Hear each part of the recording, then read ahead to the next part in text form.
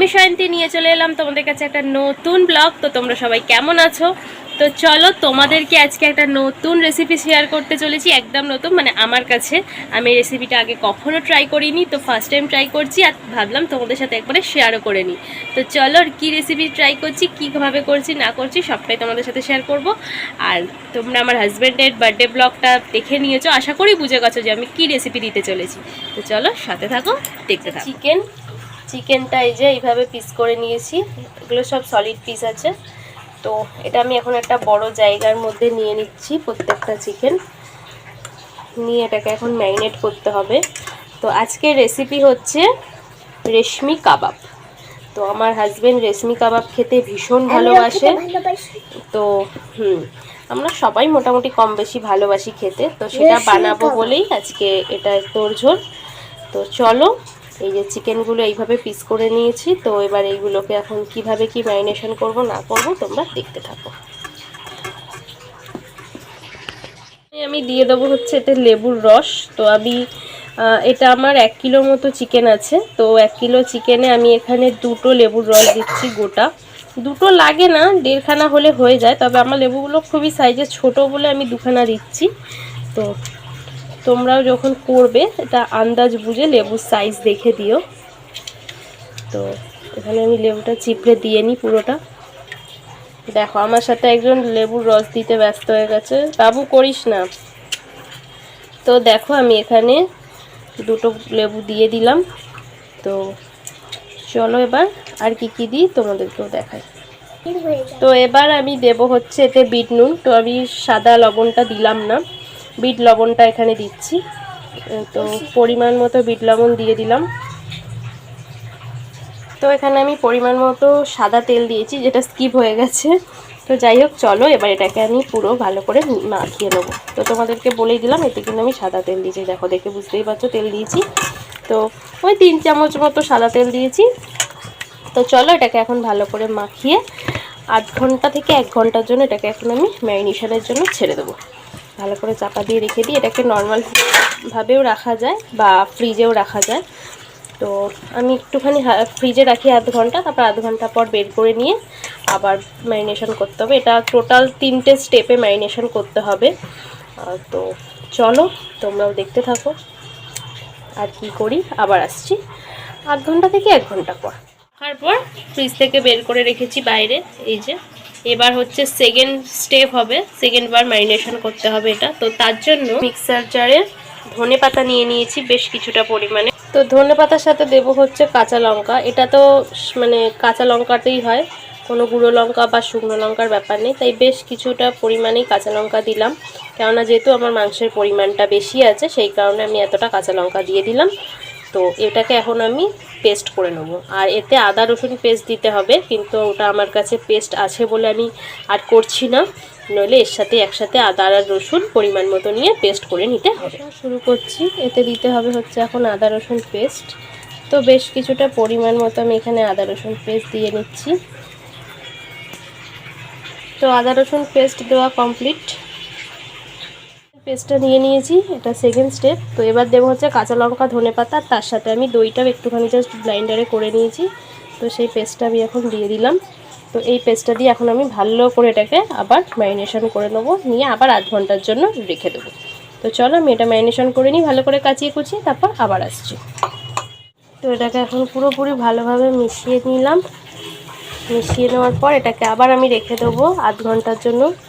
তো আমি আর ফ্রিজে রাখছি না, নর্মাল টেম্পারেচারেই রেখে দিচ্ছি।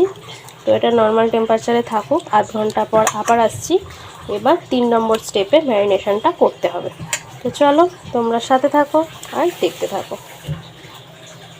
জন্য এই যে আমি এখানে বাটার দিয়ে দিয়েছি। তো বাটারটা ওই 1 চামচ মতো, বড় চামচের 1 চামচ বাটার দিয়েছি। তো বাটারটা গলে গেছে। এবার আমি এর মধ্যে ওই 15-20টার মতো কাজু দিয়ে একটুখানি ভেজে নেব। গ্যাসের ফ্লেমটা একদম কমিয়ে রাখতে হবে, বেশি জোর দেওয়া যাবে না। গ্যাসের ফ্লেমটা কমিয়ে এটাকে জাস্ট একটু লাল লাল করে আমি এখন ভেজে নেব। ভেজে নিয়েছি, তোমরা দেখতেই পাচ্ছ কাজুটা ভেজে ঠান্ডা করে মিক্সি জারে নিয়ে নিয়েছি। আর নিয়েছি 1 চামচ মতো চালমগজ। তো এটাকে আমি এখন ভালো পেস্ট করে নেবো হালকা জল দিয়ে। করে নিয়েছি কাজু বাদাম আর চালমগজ। তো পেস্ট করে রেখে দিয়েছি। তো এবার আরেকটা জিনিস করতে হবে, তো চলো কি করছি দেখে নাও। তো ওই যে কড়ার মধ্যে যে আমার তেলটা ছিল, মানে তেল বলা ভুল, সরি, বাটার যেটা গলেছিল, এর মধ্যে আমি এখন দেব হচ্ছে 2 চামচ বেসন। তো আমি এর মধ্যে এখন দিয়ে দিলাম বেসন।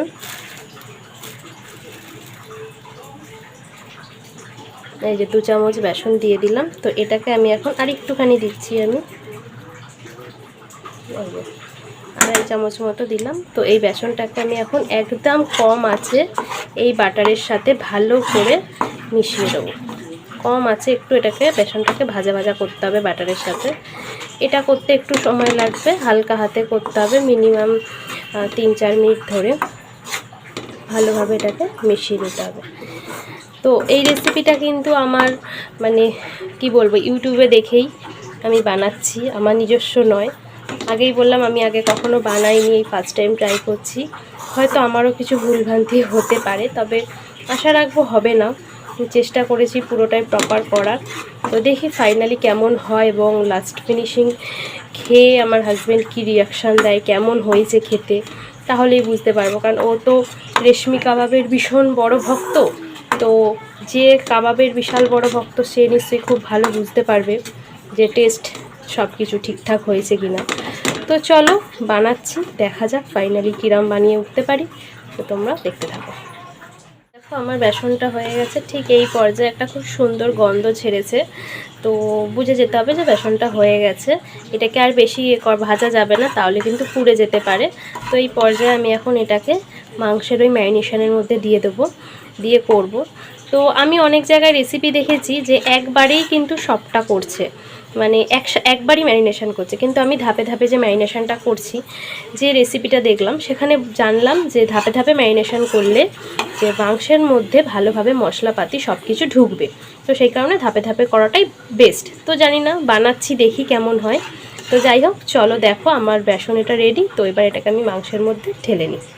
তো আমি ঢেলে নিয়েছি পুরো বেসনের এটা। আর এদিকে এই যে কাজু আর চালমগজ যে পেস্ট করেছি, সেটাও আমি নিয়ে নিলাম। তো এটাকে আমি আরেকবার ভালো করে ম্যারিনেশন করে নেব। এটা হচ্ছে থার্ড স্টেপ হচ্ছে। তো থার্ড স্টেপ ম্যারিনেশনটা আরেকবার করে নিচ্ছি। নেওয়ার পর লাস্ট অ্যান্ড ফাইনাল ম্যারিনেশন রয়ে যাবে। আমি বলেছিলাম তোমাদেরকে ভিডিও শুরুতে যে 3টে স্টেপে হবে, কিন্তু না, 4টে স্টেপে ম্যারিনেশন করতে হবে। তো লাস্ট অ্যান্ড ফাইনাল স্টেপ বাকি আছে। তো এটা করে আরও আধ ঘন্টা মতো আমি এখন মাংসটাকে রেখে দেব। তো তারপরে গিয়ে করব হচ্ছে লাস্ট অ্যান্ড ফাইনাল স্টেপের ম্যারিনেশন। তো এটা ভালো করে মাখিয়ে নিয়ে এখন রেখে দিই। আবার আসছি আধ ঘন্টা পর। লাস্ট অ্যান্ড ফাইনাল স্টেপ করছি, সেটা হচ্ছে এই যে আমুলের ফ্রেশ ক্রিম। তো এটা 250 বোতল। আমি এটা চেষ্টা করব 60 থেকে 70% দিয়ে দেওয়ার, দিয়ে তারপর বাকিটা আরেকটা কিছু দিতে হবে, দিয়ে তারপর বাকি পুরো ম্যারিনেশন করব। তো ফ্রেশ ক্রিমটা ভালোভাবে মিশিয়ে নিচ্ছি, একদম ভালোভাবে মাখিয়ে নেব।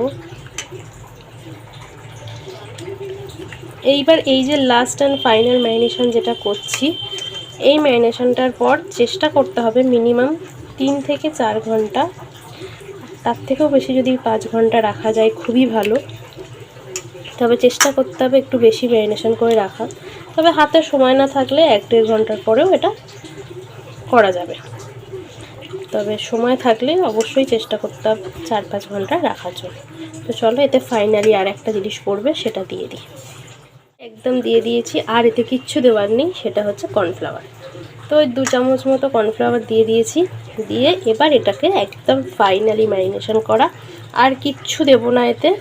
করে এখন এটাকে বলেই দিলাম তোমাদের একটু আগে যে 4 ঘন্টার জন্য ছেড়ে দিতে হবে। নর্মালি রাখলেই হবে, কোনো ফ্রিজে রাখার দরকার নেই, নর্মাল টেম্পারেচারে রাখলেই হয়ে যাবে।